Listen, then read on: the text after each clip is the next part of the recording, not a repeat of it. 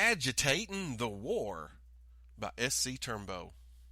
Mr. Sam Griffin, a veteran of the Civil War on the Union side, told me the following at his home near Onetta Post Office in Indian Territory one day in 1906.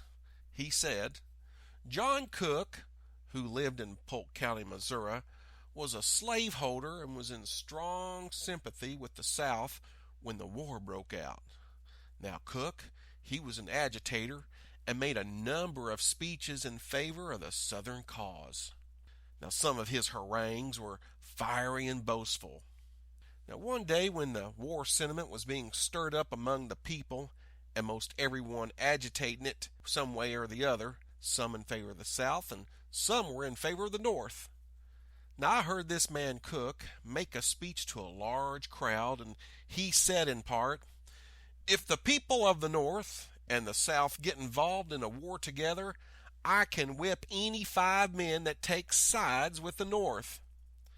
Now this language was not approved by men of reasonable sense, whether they sympathized with the North or the South. Now Mr. Cook had 3 sons whose names were Jeff, Roth, and Bob.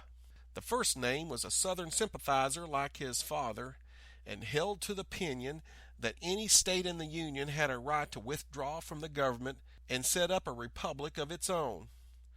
Now, but 2 of his brothers were bitterly opposed to this, and they contended that the people of the United States ought not to divide themselves against each other, and that if the Southern people had been wronged, they should lay their trouble before the administration and ask a hearing, and if the rights of the people of the South had been trampled on and abused, it would be properly investigated and treated with respect, and the wrongs righted, and the great war would be avoided.